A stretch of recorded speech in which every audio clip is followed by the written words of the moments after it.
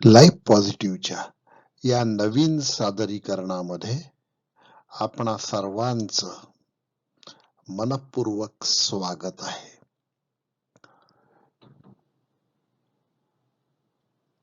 बुधवार आणि गुरुवार दिनांक 13 आणि 14 सप्टेंबर 2023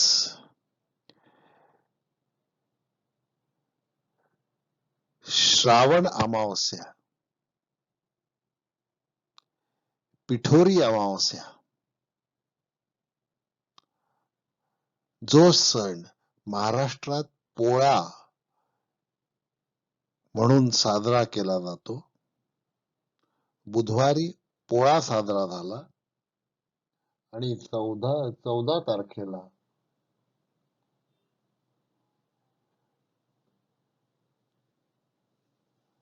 पोळा साजरा झाला आणि त्यानंतर तान्हा पोळा साजरा झाला.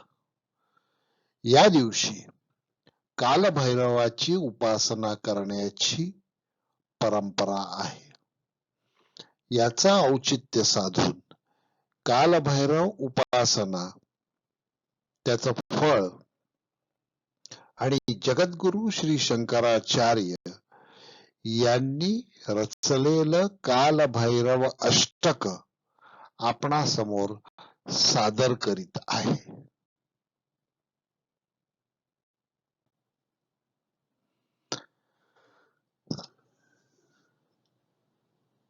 अष्टमी, कृष्ण अष्टमी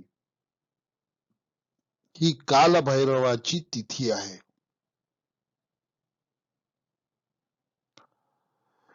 कार्तिक कृष्ण अष्टमी ला कालभैरव जयंती साजरी केल्या जाते.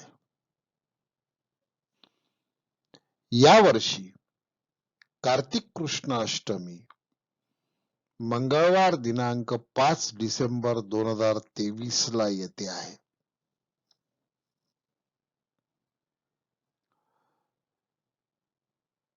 एका वर्षामध्ये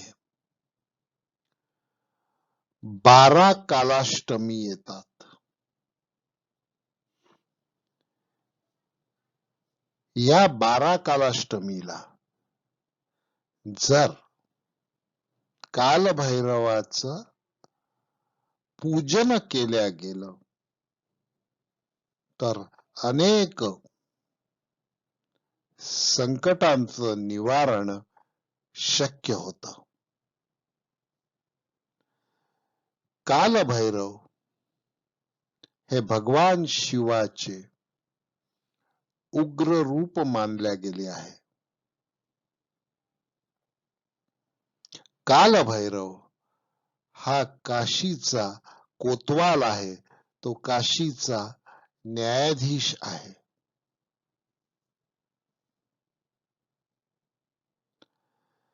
कालाष्टमीच्या दिवशी भगवान भैरवाची पूजा केल्याने मनुष्य सर्व प्रकारच्या भयातून मुक्त होतो आणि त्याच्या आयुष्यातील सर्व संकटे दूर होतात, अशी आध्यात्मिक मान्यता आहे.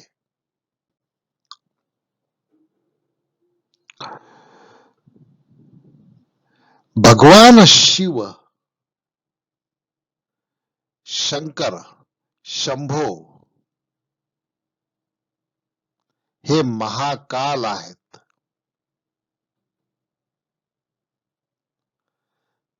त्यांची 2 रूपे प्रामुख्याने प्रसिद्ध आहेत.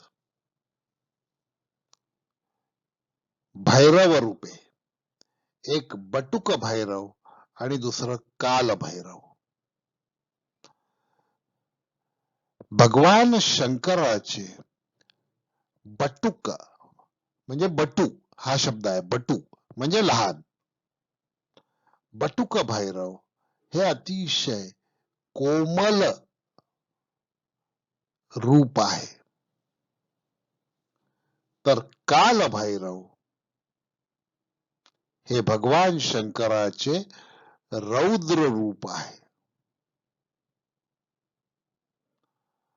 अशी मान्यता आहे की कालाष्टमीच्या दिवशी भगवान शिवाने पापी लोकांचा नाश करण्यासाठी उग्र रूप धारण केलेले होते. कालभैरवास दक्षिणेश्वर असं म्हणतात.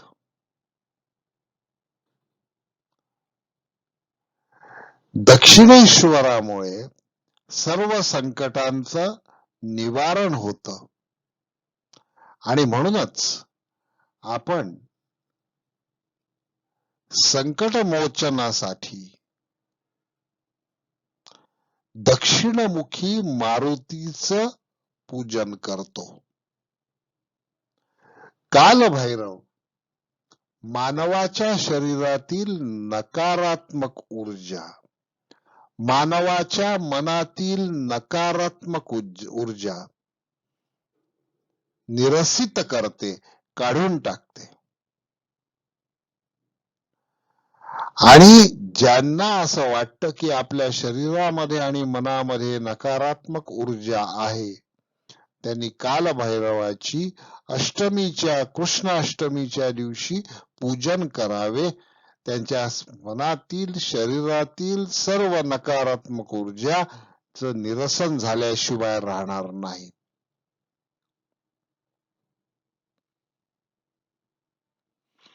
कालभैरवाचं पूजनाचं आणखीन एक महत्व आहे. कालभैरव मोक्षदाता आहे आणि मोक्ष मिळण्यासाठी गुरु आवश्यक आहे. कालभैरव भक्ताच्या हृदयामध्ये दत्ताचं अधिष्ठान निर्माण करतात. त्यामुळे गुरुच्या कृपेने मोक्ष प्राप्तीचा मार्ग सुकर होतो. पुनरपि जननम पुनरपि मरणम पुनरपि जननी जठरे शयनम या जन्म मृत्यूच्या साखळीतून मानवाची मुक्तता होते आणि हे कालभैरवाचं अत्यंत महत्वाचं कार्य आहे. कालभैरवाची संपूर्ण माहिती घेतल्यानंतर आपण श्री जगद्गुरु शंकराचार्य विरचित कालभैरवाष्टकम 8 कडवी आहेत ती, आणि 9व्या कडव्यामध्ये त्यांनी फलश्रुती सांगितलेली आहे. या कडव्याचा आपण आस्वाद घेऊया. त्याचा अर्थ तुम्हाला वाचण्यासाठी समजण्यासाठी खाली दिलेला आहे. देवराज सेव्यमान पावनांगी पंकजम व्यालयज्ञ सूत्रमेंदु शेखरम कृपाकरम नारदादि योगी वृंद वंदितम दिगंबरम काशिकापुराधिनाथ कालभैरवम भजे. अत्यंत नाद माधुर्य असलेलं असं हे अष्टक आहे आणि या अष्टकातील ध्रुवपद आहे ती शेवटची ओळ आहे. काशिकापुराधिनाथ कालभैरवम भजे. काशीपुराचे नाथ त्या कालभैरवाचं मी पूजन करतो.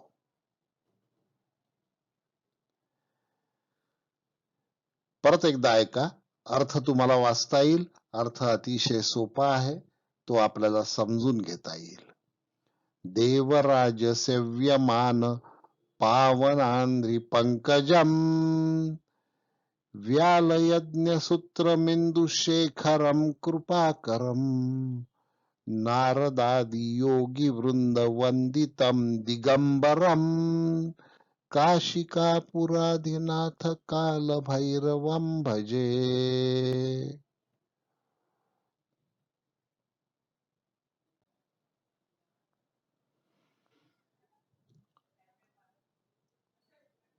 अष्टकातील दुसरा श्लोक आपणासमोर सादर करीत आहे.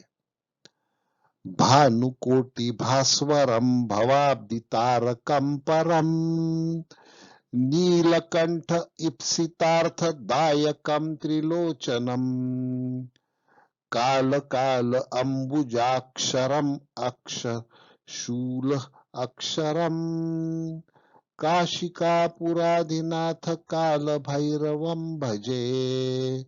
भानुकोटि भास्वरं भवाप्तितारकं परं नीलकंठ इप्सितार्थदायकं त्रिलोचनं काल काल अंबुजा क्षमक्ष शूल अक्षरम काशिकापुराधिनाथ काल भैरवं भजे.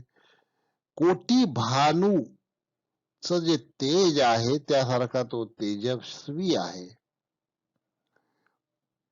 भवसागरातून तारून नेणारा तो आहे. तो नीलकंठ आहे. तो इप्सित देणारा आहे. तो त्रिनेत्रधारी आहे. तो काळाचा काळ, तो महाकाळ आहे. ज्याचे डोळे हे नयन कमल आहेत. तो अक्षमाला त्रिशूल धारण करतो आणि काशी नगरीचा तो स्वामी आहे. त्या अमर असणाऱ्या कालभैरवाची मी पूजा करतो.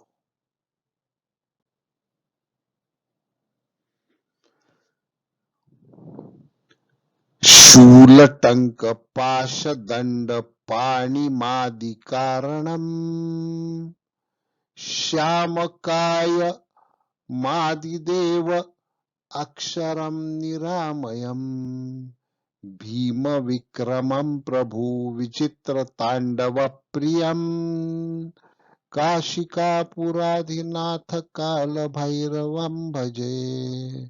शूलटंक पाशदंड पाणिमादि कारणं श्यामकाय आदिदेव अक्षरं निरामयं भीम विक्रमं प्रभु विचित्र तांडव प्रियं काशिकापुराधिनाथ काल भैरवं भजे.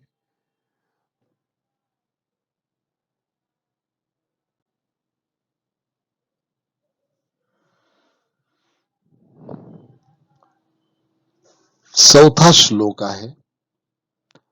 भुक्ती मुक्तिदायकं प्रशस्त चारु विग्रहं भक्तवत्सलं स्थितं समस्त लोक विग्रहं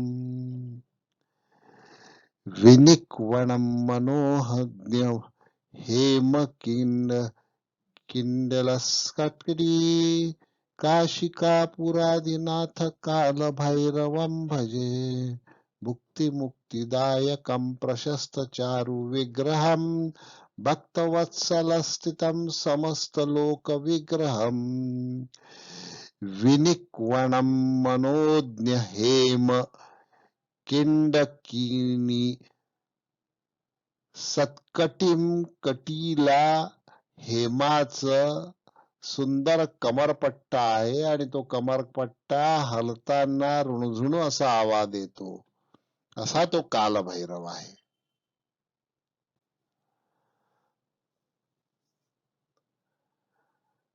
धर्म सेतु पालकं त्वधर्म मार्ग अधर्म मार्ग नाशकं कर्म पाशमोषकं सुशर्मदायकं विभं स्वर्ण वर्ण शेष पाश शोभितांग मंडलम काशिकापुरादिनाथ कालभैरवं भजेत् धर्मसेतुपालकं त्वम् अधर्म मार्गनाशकम् कर्मपाशमोषकं सुशर्मदायकं विभुं स्वर्णवर्णशेषपाशशोभिताङ्गमण्डलम् काशिकापुराधिनाथ कालभैरवं भजे.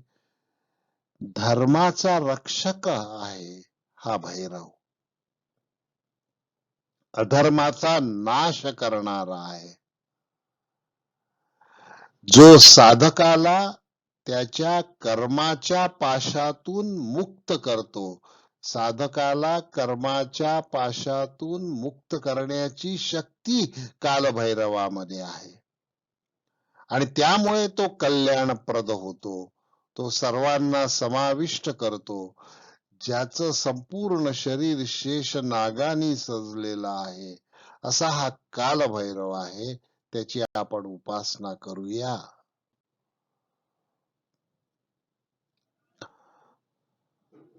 रत्नपादुका प्रभाभिराम पाद युग्मकम्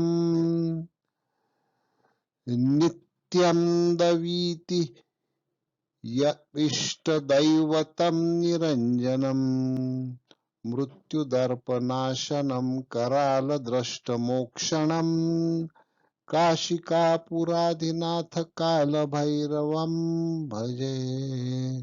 रत्नपादुका प्रभाभिराम पादयुग्मकम् नित्यमद्वितीय मिष्टदैवतं निरञ्जनम् मृत्युदर्पनाशनं करालद्रष्टमोक्षणम् काशिकापुराधिनाथ कालभैरवं भजे. 7वा श्लोक आहे. अष्टहास भिन्न पद्म जांडकोश संततिम दृष्टिपात नष्टपाप जालमुग्र शासनम अष्टसिद्धिदायकं कपालमालिकंधरम काशिकापुरादिनाथ कालभैरवं भजे. अष्टहास भिन्न पद्म जांडकोश संततिम दुष्टिपात नष्टपाप जालमुग्र शासनम अष्टसिद्धिदायकं कपालमालिकंधरम काशिकापुरादिनाथ कालभैरवं भजे.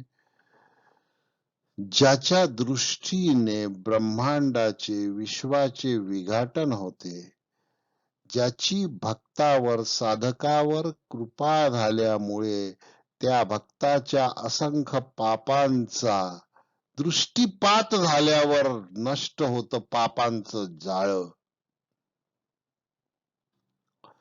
ज्याचे नियम अतिशय कठोर आहे परंतु तो अतिशय सिद्धिदायक आहे, 8 प्रकारच्या सिद्धी देतो, ज्याच्या गळ्यामध्ये कवटांच्या माळा आहे, असा तो काशी नगरीचा स्वामी असणाऱ्या कालभैरवाचं मी पूजन करतो.